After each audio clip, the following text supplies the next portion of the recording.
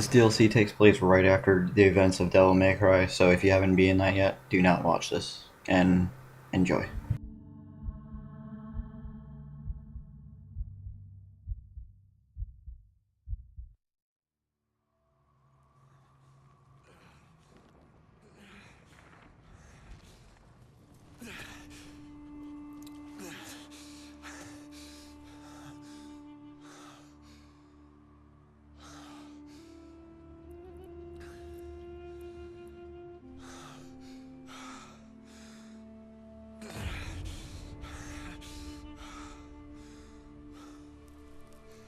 What happened to us, Father?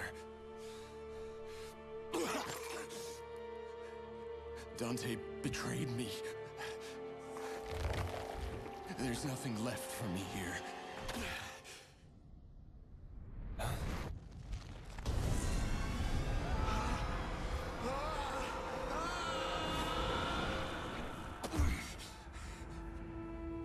Is this home?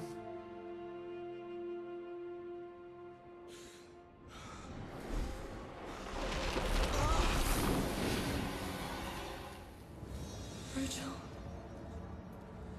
Vergil. Mother?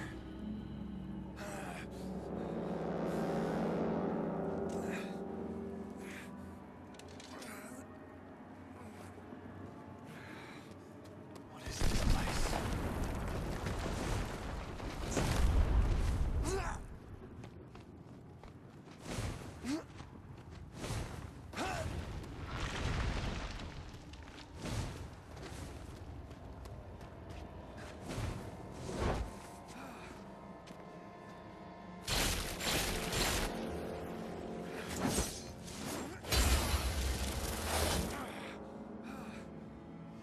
My amulet. It's gone.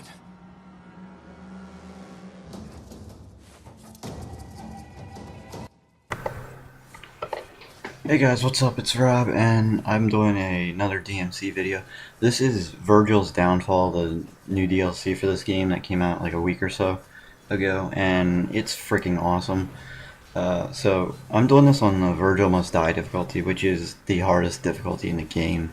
You can say like Heaven and or Hell and Hell is pretty hard, but it's like, you know, Nephilim kind of difficulty with enemies and stuff. This is a lot harder in my opinion, and I actually did pretty good on these first two missions. I don't know about the rest yet. I kind of had to take a break because I wasn't doing too well after this. But I was having a fun time with these two missions. You can see in the first couple parts here, I'm doing really, really well. Later on, it gets kind of bad with the harpies. I fucking hate the harpies. They're like the most annoying enemy in the world. And it makes me miss the fucking shotgun that Dante had because, oh my god, it was so easy to just keep them out of the air from attacking you. But in this, you don't have any weapons. You have the summon swords, which, you know, can pull and like teleport to enemies, but you can't actually like pull off their wings or shoot off their wings and keep them on the ground for a while.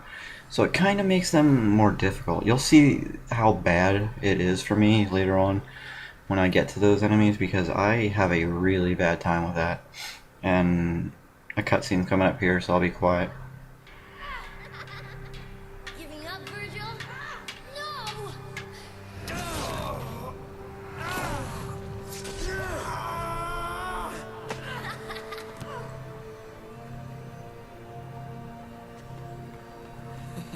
Poor Virgil.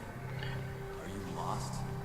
Damn you, Dante. So yeah, I basically just wanted to do this because I never really did the Vergil Must or Dante Must Die thing. I never really was so into the campaign for the real story. It was fun the first like two times, but I don't know. It's kind of, that was my cat. It's kind of boring, I guess now, especially after playing this. Vergil is like a really, really fast character, and you can really, really finish off enemies like quick. But Dante, after playing this for a while, and I mean I've already put like at least 15 hours into this DLC, it feels sluggish. He really does. He feels so sluggish compared to this. And yeah, so let me actually say what this is, because the title should probably have it something like this. This is Vergil's Downfall on the Vergil Must Die difficulty, and this is triple S, like the sensational rank, with no deaths and no items and all that stuff. So I'm gonna try doing this for every mission. Mission 3's been a bitch. I know Mission 4 is gonna be a bitch because of the Imprisoner. Because everybody I've fucking watched videos on for this hates him. I don't know how he's an enemy. He's more like a mini boss, and he should be just classified as a boss anyways. But I haven't found the best strategy for him yet. I'm trying things. I found some good strategies for other stuff, which I'm gonna talk about. But for the Imprisoner, I still have nothing. But as you can, at the end of every video, I'll include the rank in the world I am. So just so you can get a point. I'm not trying to like brag because I'm nowhere near a good player, but I'm somehow surprised at how far I'm like up on the leaderboards I am for some of these. So I want to give you just like a brief talk about this DLC. First off, if you're comparing this and Dead Space 3's DLC, which one you want to get, I definitely recommend this one. This is at least 3 hours for one playthrough, and if you like DMC and you like a challenge, you're gonna play it again. And I'm pretty sure, I'm not confirmed, so don't start spreading any rumors here, but I think Ninja Theory's probably gonna have a Bloody Palace coming out for Vergil as well, but I can understand why they didn't release it with it, because that would take up a lot more time considering he's a different character, different playstyle. So they have to make the enemies different and the waves levels different. So I'm pretty sure that's coming up. Like I said, it's not confirmed, but I'm pretty sure they have that in mind, because it's such a great game mode. I still haven't beaten it with Dante, but like I said, I don't want to go back and play as Dante right now. I'm having too much fun with this. But let me talk about this. Okay, this, like I said, this is really fun. You will get hours and hours out of this if you intend to play this more than once. Like I said, you will want to, because if you like a challenge, this is definitely it. And speaking of challenge, they listened to the community on some things, and they actually made this game a bit more challenging compared to like the actual DMC. Like this DLC, I guess. But here's the fucking harpy battle I was talking about. You're gonna see how many times I get hit by their fucking stupid spear attack or whatever. And it just irks me. The chainsaw guys too are really fucking annoying in this. They literally go into rage every fucking like second. And there's times where their frames are just bullshit. Like their attack should have ended and you still get hit. That's happened to me plenty of times and it's pissed me off. That attack right there, that attack is going to hit me so many times in the next couple minutes, you won't believe it. But this DLC is definitely worth it. Like I said, they fixed some things that people did not like about the actual game for this DLC. First off, the Ragers, or the Rages, whatever they're called, the big rats.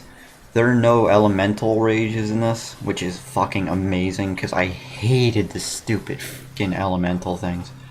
So it's just basic rages that you can kill with anything. So that's a good thing, because I did not like the elemental ones. They were stupid as crap. But what else? Like the harpies, they're still fucking annoying. They're worse because, like I said, you don't have a shotgun. But the chainsaw guys are also worse because, like I said, they just rage mode every fucking second if you don't hit them. Basically, what you have to do for them, and if you know Devil May Cry, you know it. You probably know this already, but when they're in that frame, those couple frames of not going rage, you basically have to hit them up in the air and then just juggle them to fucking hell. That's all you can do. Because when they're on the ground, it's, sometimes you can get lucky and parry it, but I wouldn't recommend that since the attacks don't really seem to always parry, which kind of throws you off a bit, but yeah, I'd recommend just juggling them in the air as soon as you fight the chainsaw guys, because that's just a better strategy. One thing they did do to make it a lot harder though is in the actual game you had a lot, and I mean a lot of health from just Devil Trigger and just health pods all over the place, enemies giving you health. This one, you don't get nearly as much. There's maybe a couple enemies that give you health, and there's like no health pods on the map. And Devil Trigger with Vergil does not recover your health, barely. It does if you're using the Doppelganger, which actually does have a use. I've seen people talking about how it's kind of useless, but there I was juggling the Harpy a bit. You can see how that works against the chainsaw guy. I don't really know what they're called. I forgot like the introduction or whatever. I don't know. I don't really feel like calling them anything except chainsaw asshole. But what was I talking about? I don't even know anymore. But here you can see the Harpies have... Oh, Devil Trigger. Devil Trigger does recover your health with Vergil, but it is freaking ever so slightly. The Doppelganger, when you have it out, it drains your Devil Trigger really slowly, and it recovers your health at literally minuscule amounts. Like, I literally let the whole Devil Trigger go through with the Doppelganger, and my health went up very, very slight. So, I mean, you can get your health up that way, but it's really not worth it. The only time Doppelganger is worth it is for the blade saw guys, buzzsaw guys. Those guys, it's very easy if you can just keep volcano juggling them in the air with the Doppelganger. You can kill them easily. I think you might see it here. I'm not sure if there's one in this mission. I think they're on the next one, but I juggle... Yeah, it's the next one, I think. On the next mission, I juggle the freaking guy like so easily, and I'm doing it successfully on mission 3, but there's some other things that are getting in my way. So, that's that. But, yeah, I just figured I'd do this because, you know, I really do like challenging video games. And especially when it actually is a challenge. Except for the Imprisoner, like I mentioned before, he's just not fun to fight at all. And he seems really imbalanced to me with his health and his attacks that you can't really predict. And I don't know, you can volcano juggle him if you get it right, but with him, it's just kind of a hassle because you always take that chance of getting hit. And there I actually did get some health back. But you'll notice, oh, here are the wisps again. You saw one earlier, but mainly the best thing to do for them, I recommend using the summon swords like this. And then, whatchamacallit, if you get them in the air, juggle both of them while the summon swords are hitting them. Like, just, what I usually do is I have them up in the air and I just, juggle the ground smash. Like, you can just hit B on there and then just, you know, well, hit the fucking ground smash and then just, you know, keep canceling.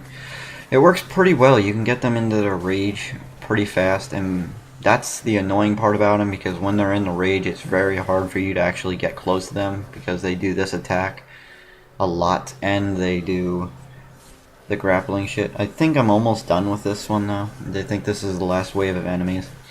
So, I'll talk more in the next video about this, because I am doing all 6 missions. That's the only real big downfall I have about this. I get it, downfall.